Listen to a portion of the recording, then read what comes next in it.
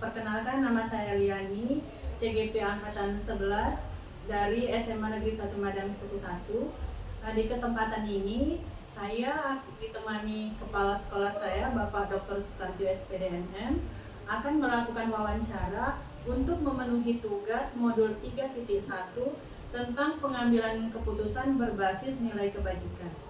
Baiklah, Assalamualaikum warahmatullahi wabarakatuh. Waalaikumsalam warahmatullahi wabarakatuh. Apa kabarnya Pak? Sehat, alhamdulillah.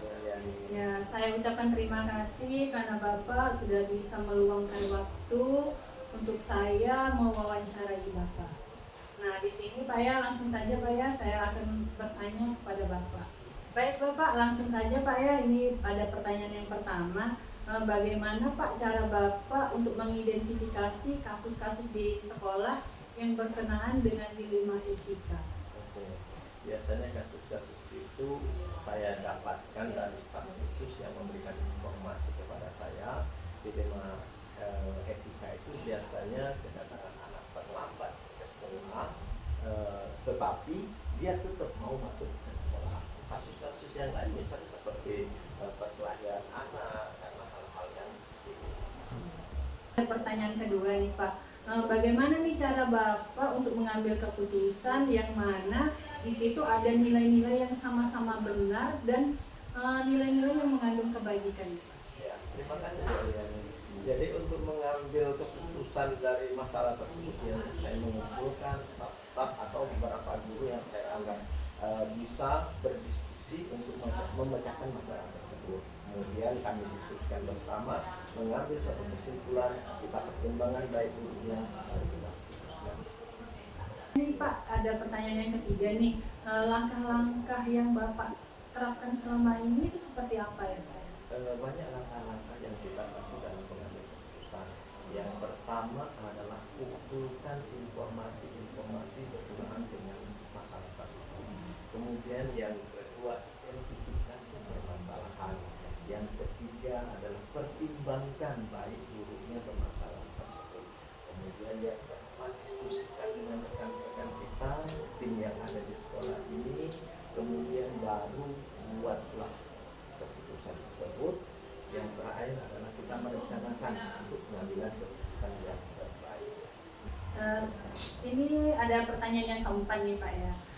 Kira-kira nih Pak, hal-hal apa yang Bapak anggap efektif dalam menyelesaikan kasus yang berkaitan dengan dilema etika ini? Jadi selama memutuskan keputusan tersebut, kita harus mempunyai komunikasi yang baik. Kemudian transparan dalam pengambilan keputusan. Kemudian yang terakhir adalah sesuai dengan prosedur yang sudah ada, sesuai dengan aturan yang ada di sekolah. Jadi Bapak, setiap kita mengambil keputusan itu pasti ada yang namanya tantangan yang kita hadapi nih Pak ya. Nah, di sini Bapak bisa menceritakan Pak hal-hal yang menjadi tantangan dari setiap permasalahan yang Bapak hadapi Pak. Setiap keputusan itu setelah kita putuskan kadang-kadang ada tekanan dari luar setelah keputusan itu disampaikan ke mereka. Nah, itulah yang membuat kita sulit. Akhirnya kita musyawarah kembali untuk mencari jalan terbaik untuk menghasilkan satu keputusan yang baik. Ada pertanyaan yang ke-6 ini Pak. Kira-kira Bapak ada jadwal khusus nggak Pak untuk menyelesaikan permasalahan yang berkaitan dengan dilema etika itu, atau nih apa Bapak menyelesaikannya di waktu-waktu tertentu atau ada jadwal khusus nih? Kalau setiap permasalahan itu tidak ada jadwal khusus, tapi kita lihat dulu permasalahan itu besar atau kecil. Kalau permasalahannya itu kecil, kita usahakan secepat mungkin. Keputusan yang besar juga kalau bisa kita usahakan secepat mungkin. Tapi kalau yang kecil tadi kita segerakan, tapi kalau yang masalah besar itu biasanya kita putuskan ada tenggatnya sehari atau 2 hari. Kemudian kita ambil keputusan itu sehingga bisa memberikan keadilan baik keluar maupun orang. Berarti tergantung tingkat urgennya ya Pak. Selanjutnya ada pertanyaan yang ke-7 nih Pak. Kira-kira nih Pak, ada nggak tim yang mempermudah Bapak dalam menyelesaikan permasalahan yang berhubungan dengan dilema etika ini? dalam setiap memutuskan dilema etika ini, saya memiliki tim khusus wakil-wakil yang berkenaan dengan masalah kesiswaan.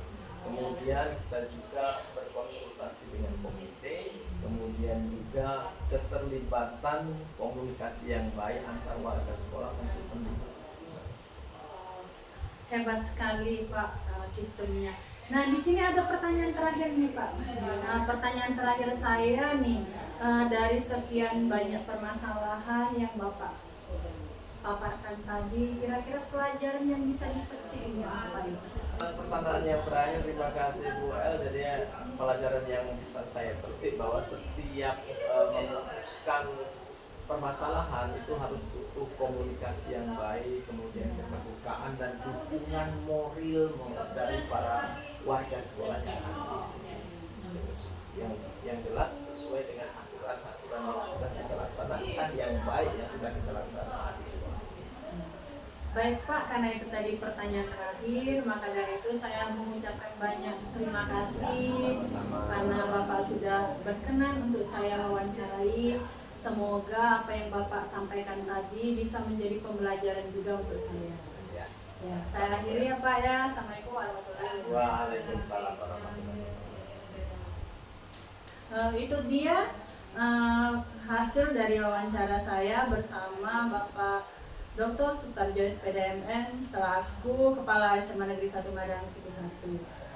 Saya akhiri. Wassalamualaikum warahmatullahi wabarakatuh. Assalamualaikum warahmatullahi wabarakatuh. Perkenalkan, nama saya Eliani, CGP Angkatan 11 dari SMA Negeri 1 Madang Suku 1, Kabupaten Ogan Komering Ulu Timur, Provinsi Sumatera Selatan. Baiklah, di kesempatan ini saya akan melakukan wawancara berkaitan dengan pengambilan keputusan berbasis nilai-nilai kebajikan untuk memenuhi tugas modul 3.1. Di kesempatan ini saya sudah ditemani oleh Kepala SD Negeri Simpang Kepuh, Bu Mardiana SPD NPD, yang akan menjadi objek wawancara saya. Selamat menyaksikan. Saya akhiri. Wassalamualaikum warahmatullahi wabarakatuh. Baiklah, langsung saja. Di sini saya sudah ditemani oleh Ibu Mardiana SPD NPD selaku Kepala SD Negeri Simpang Kepuh. Baiklah, assalamualaikum warahmatullahi wabarakatuh, Bu Mardiana. Waalaikumsalam warahmatullahi wabarakatuh. Apa kabarnya? Alhamdulillah sehat. Ya, di sini Bu, bolehkah saya bertanya nih Bu mengenai kasus dilema etika? Ya. Baik Bu, langsung ke pertanyaan yang pertama nih. Bagaimana cara Ibu mengidentifikasi kasus-kasus yang merupakan dilema etika atau gundukan moral selama ini?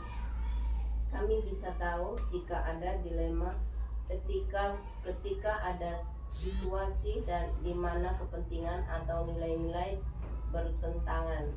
Misalnya, jika ada siswa yang mengalami masalah di rumah dan itu berdampak pada sekolah, atau ketika ada keputusan yang sulit yang harus dibuat, ketika harus berhati-hati dan mendiskusikannya dengan baik. Baiklah, ini selanjutnya nih ada pertanyaan yang kedua ini Bu. Selama ini nih, bagaimana Ibu menjalankan mengambil keputusan terutama untuk kasus-kasus di mana ada dua kepentingan yang sama, benar, sama-sama mengandung nilai kebajikan? Kami biasanya duduk bersama tim dan membicarakan masalahnya. Kami pertimbangkan semua aspek dan mendengarkan pendapat orang lain. Kemudian kami membuat keputusan berdasarkan apa yang terbaik untuk semua pihak yang terkait. Ya, baiklah, untuk pertanyaan yang ketiga nih Bu, langkah-langkahnya seperti apa nih Bu? Ya, langkah pertama, kami menyimpulkan semua informasi yang ada. Kedua, kami mengidentifikasi nilai-nilai yang bertentangan. Yang ketiga, kami membicarakan dengan tim untuk mencari solusi yang adil. Setelah itu, kami membuat keputusan dan menyusun rencana untuk melaksanakannya. Ya, baiklah Bu, ini ada pertanyaan yang keempat nih. Nah, kira-kira nih, hal-hal apa yang selama ini Ibu anggap efektif dalam mengambil keputusan pada kasus-kasus dilema etika? Yang kami anggap efektif melibatkan semua pihak dalam diskusi, memastikan semua orang tahu apa yang terjadi, dan membuat keputusan yang jelas dan adil. Keterbukaan dan komunikasi yang baik sangat membantu.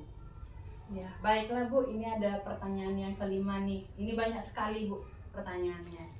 Nah, kira-kira nih Bu, hal yang selama ini menjadi tantangan Ibu, apa ya Bu? Kira-kira?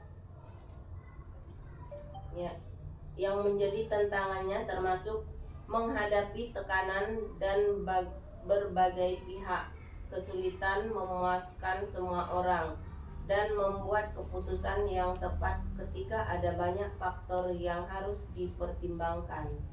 Ya. Jadi banyak sekali tantangan yang dihadapi nih Bu ya. Ya, ini ada pertanyaan yang keenam ini Bu. Nah, kira-kira nih Bu, Ibu apakah dalam menyelesaikan suatu permasalahan yang mengandung dilema etika itu kira-kira ada jadwal khusus atau ada waktu-waktu tertentu saja untuk menyelesaikan? Kami tidak punya jadwal tetap, tapi kami berusaha untuk menyelesaikan masalah secepat mungkin. Kami buat rencana tindakan dan memberikan waktu untuk setiap langkah agar semuanya berjalan lancar. Ya, berarti tidak ada jadwal khusus ya Bu ya. Tergantung dari urgen apa tidaknya suatu permasalahan tersebut. Nah, ini ada pertanyaan yang ketujuh Bu. Nih, apakah ada nih faktor-faktor yang mempermudah dalam penyelesaian dilema etika? Ya, di sana ada dukungan dari tim sekolah, ada pedoman yang jelas, dan bantuan dari konsultan jika perlu sangat membantu. Dukungan dari pimpinan dan komunitas sekolah juga penting. Berarti dia berkolaborasi ya Bu ya. Iya. Nah, ini ada pertanyaan terakhir nih Bu di penghujung ini. Ini dalam permasalahan yang Ibu sampaikan tadi, kira-kira pelajaran yang bisa kita petik, Ibu petik nih apa nih Bu? Dan saya belajar pentingnya komunikasi yang terbuka dan mendengarkan semua pendapat. Kita juga perlu fleksibel dan siap menyesuaikan keputusan berdasarkan situasi yang ada agar keputusan yang diambil tetap adil dan bermanfaat bagi semua. Iya, itu saja Bu ya yang ingin saya tanyakan. Semoga apa yang Ibu sampaikan itu bisa saya refleksikan dan menjadi bahan pembelajaran untuk saya nanti ke depannya. Ya, terima kasih Bu Mardiana atas waktunya. Saya akhiri. Wassalamualaikum warahmatullahi wabarakatuh. Waalaikumsalam warahmatullahi wabarakatuh. Baiklah, demikian hasil wawancara saya bersama Kepala SD Negeri Simpang Kepu, Bu Mardiana, SPD MPD. Saya akhiri. Wassalamualaikum warahmatullahi wabarakatuh.